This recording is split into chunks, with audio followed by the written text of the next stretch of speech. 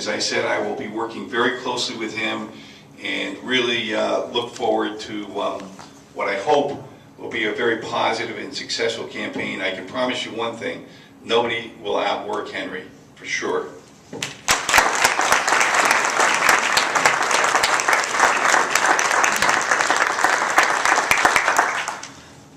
Thank you. Thank you to all of you. Heartfelt thank you, and with a deep amount of appreciation for all of you who come out here to show your support for me. Thank you to my family, my wife Roxanne, my children. I have 4 of them. Their names are Heidi, Joey, Julie, and John. And to my mom and dad. They've been supporting me when I decided to run 2 years ago, or 2 terms ago, for city council. And now they're tremendous in showing their support for this new endeavor that I'm about to embark on. So thank you to my family as well. TJ, thank you for being willing to do your last task as our town chair, being my campaign manager. His advice is priceless, and thank you so much for saying yes. I know that's a big undertaking. Thank you to the mayor. And by the way, Mayor, I'm here to announce that I'm running for mayor. I'm just kidding. I did that at our Lincoln dinner last year, and I think his heart dropped when I said that. But thank you to Ken. Ken and I have a great relationship with one another.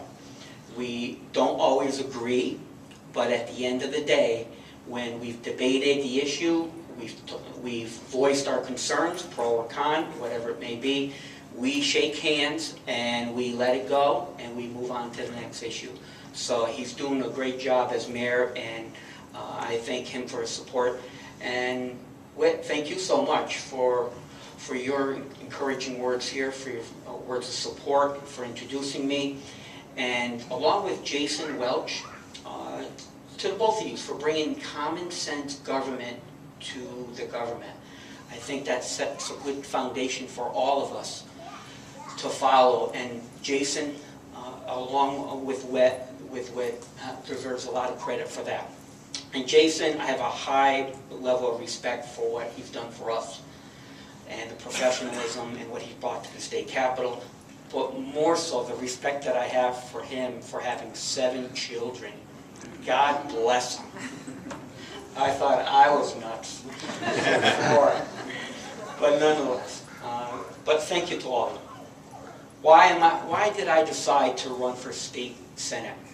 I'm running because I want to help put the state back on a path to prosperity. As you all know, the state is still struggling to recover from an economic downturn that began over 6 years ago, and we're still being affected by it. As a real estate broker, I come across individuals and couples regularly who are under a considerable amount of stress from this downturn. And you probably know some friends and family members and business owners who are having a hard time. Recently, I had a couple that I helped buy a home 5-6 years ago. They sold it recently. It's the same house, but it was for short sale. It was pretty emotional. I did my best to console them, to counsel them, and to reassure them that what they just went through was bigger than them. They didn't do anything wrong. He had a very good job 5-6 years ago, and he lost it. And it was a good-sized company, and he was a manager. He lost his job. At the same closing, I'm talking to the attorney, and I asked him, how was his paralegal doing? He looked at me and he said, Henry, I just laid her off after 13 years. He just laid off an employee of 13 years. I've been in that position where I've had to lay off somebody for 15 years. That too is a pretty emotional experience. So, I wish the state just did more to help stimulate our economy, but that's not what's happening. Despite the spin that we hear from the governor's office about a surplus. The facts show that we have one of the weakest economies in the country. Our job growth is well below the national average, and our financial outlook is so fragile that businesses and people are moving out faster than any other state in the country. According to the Federal Bureau of Economic Analysis and the Connecticut Department of Labor, Connecticut was the only state in the country that saw a decline in its gross domestic product in 2012. And this was the second year of decline in a row. Again, the only state in the country with that type of record. Many people are still looking for work, and many have to leave the state to find work. In 2008, we lost 121,000 jobs in Connecticut. 6 years later, we've only recovered a little more than 50% of those jobs, while the rest of the country has gained back 80% of their jobs. If you look at Connecticut over a 2-decade period, we have not grown any jobs whatsoever, while the rest of the country has gained 20% of jobs. Had we gained 20% of jobs, we would have an additional 350,000 jobs in Connecticut. Another contributing factor to these challenging economic times is the reality that our state has a $66 billion deficit. That's $19,000 for every person in this room, every man, woman, and child in the state of Connecticut. 3.6 million people in the state of Connecticut. $19,000. And let me put a little perspective on it. Bankrupt city of Detroit. Every man, woman, and child there, $25,000. We're 19, they're 25. I think we're getting close to a tipping point. Lurking also ahead of us is Connecticut, and for Connecticut, it faces a $2 billion deficit for the next 2 fiscal years. How did this happen? We have the best and the most productive workers in the country. We're well educated. Our location is exceptional, and our quality of life is second to none. But all these advantages are being drowned out by our government overspending, massive debt, and policies that reduce our business competitiveness in the national and the global markets. Simply, we need to go into a different direction and fast. And that's why I'm running for State Senate in the 31st District. We must do better, and the people of Connecticut deserve better from all their elected officials in Hartford. This problem is not going to go away, and it's going to take a little while to fix.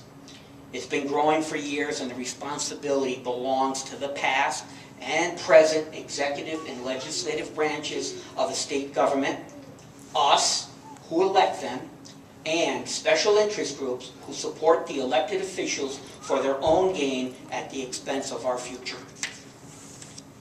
The current leadership in Hartford has had free rein over the state policy and spending for several years. They have abused their majority position and have put our future at risk and damaged our state's reputation badly. I'm fed up with the bad decisions and the policies being rammed down our throats, like the outrageous expensive busway that between Hartford and New Britain. Nobody needs a $600 million busway, and nobody wants it. Yet it was forced on us, and they spent a lot of money that we could have used to repair roads, bridges, and the railway. To me, this is unacceptable, and the fiscal irresponsibility, rising taxes, and unsustainable spending has got to stop, and if we want our state economy to improve. Further, I don't believe that the solutions to Connecticut's lackluster economy is to raise the minimum wage and to give everybody $55 while we're claiming that we have a budget surplus that everyone knows is just a simply accounting game. Listen, the facts are clear. The empirical data says communities and states with higher economic growth are the ones with less government spending and lower taxes that attract people, businesses, and jobs. We have already lost a seat in Congress, and you know we're well on our way of losing another seat if we don't stop the exodus of people leaving this state. Jobs, for those that are leaving, the flow of people that are leaving the state, it's just got to stop. We need to offer a place for our children to say, yes, I want to live in Connecticut, the same way that we raised our families. There's no easy solution to turning these problems around, but it's obvious the direction the governor and the Democratic majority in Hartford has taken is not working. The numbers speak for themselves and have been speaking to us for several years. You know, Albert Einstein said it best.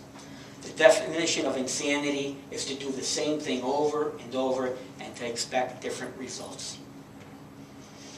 But that's exactly what we will be doing if we re-elect the governor and another Democratic majority in Hartford. If we want to avoid what happened in Detroit and put Connecticut on the right path to economic growth, we'll need to face a situation with eyes wide open and make some hard decisions. We cannot keep doing what we're doing, and that's passing bad financial decisions and wasteful spending on to future generations.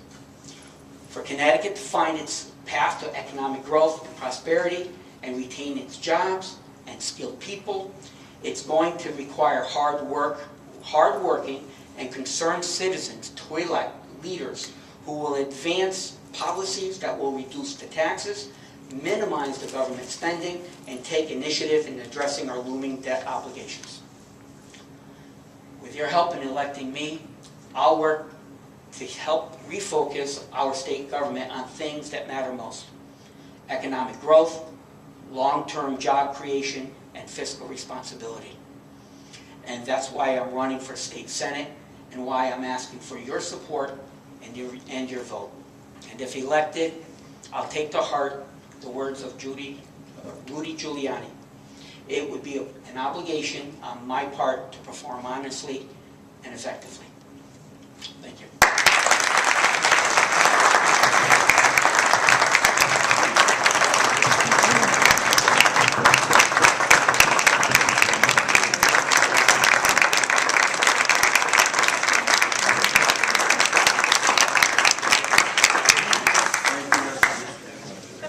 Thank you, everybody, for coming tonight. Thank you, Henry, for taking on this endeavor, and I look forward to being your campaign manager. And on to November.